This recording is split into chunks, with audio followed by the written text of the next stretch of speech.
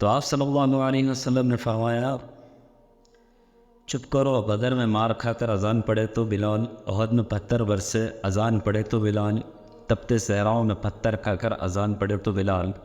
السلام علیکم ورحمۃ اللہ وبرکاتہ۔ معزز ناظرین احترام، آج صحابہ کرام رضی اللہ تعالی علیہم اجمعین کی زندگی کے اعتبار سے ایک بہترین واقعہ ہے جسے سن کر انشاءاللہ تعالی میرا اور آپ کا ایمان تازہ ہو جائے گا۔ ایک مرتبہ حضرت بلال رضی اللہ تعالیٰ عنہ جناب عمر فاروق رضی اللہ تعالیٰ عنہ سے ملنے آئے۔ جب بلال رضی اللہ تعالیٰ عنہ دروازے سے داخل ہوئے تو فاروق اعظم رضی اللہ تعالیٰ عنہ نے اپنی بیٹھک چھوڑ دی اور ہاتھ باندھ کر کونے میں کھڑے ہو گئے۔ حضرت بلال رضی اللہ تعالیٰ عنہ کا رنگ کالا تھا، نام لکھنا بھی نہیں جانتے تھے۔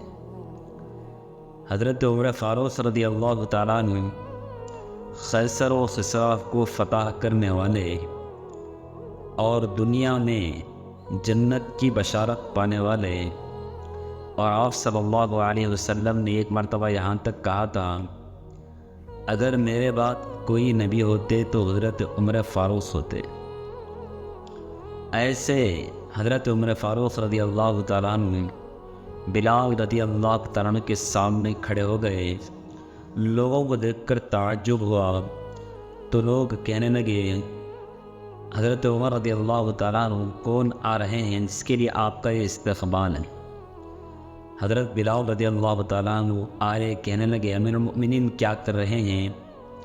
حضرت عمر رضی اللہ تعالیٰ عنہ نے بازو پکڑ کر اپنی بیٹھک پر بٹھایا۔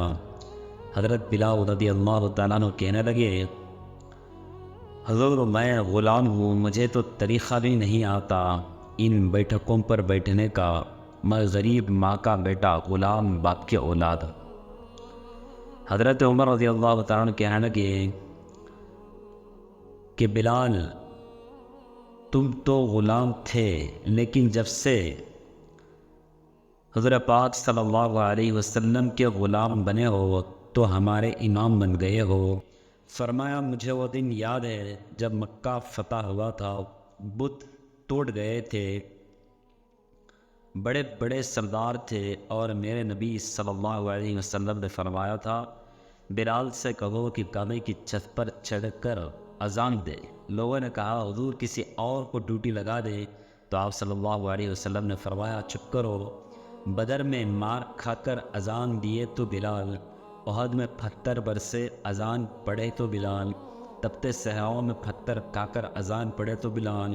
تو حضرت بلال رضی اللہ تعالیٰ عنہ کو بلاؤ، اور آج اگر اللہ نے عزت دی ہے تو میں لوگوں کو دیکھ کے بلال کو عزت نہ دوں؟ فرمایا کوئی اوپر نہیں چڑھے گا۔ حضرت ابوبکر صدیق رضی اللہ تعالیٰ عنہ بھی نیچے تھے، حضرت عمر فاروق رضی اللہ تعالیٰ عنہ بھی نیچے تھے، عثمان، علی، طلحہ اور زبیر رضی اللہ تعالیٰ عنہ اجمعین بھی نیچے تھے۔ آج یہ حبشی غلام کعبے کی چھت پر چڑھیں گے اور میں دنیا کو بتاؤں گا عزت اسی کے پاس ہوتی ہے جو رسول اللہ صلی اللہ علیہ وسلم کا غلام بنتا ہے۔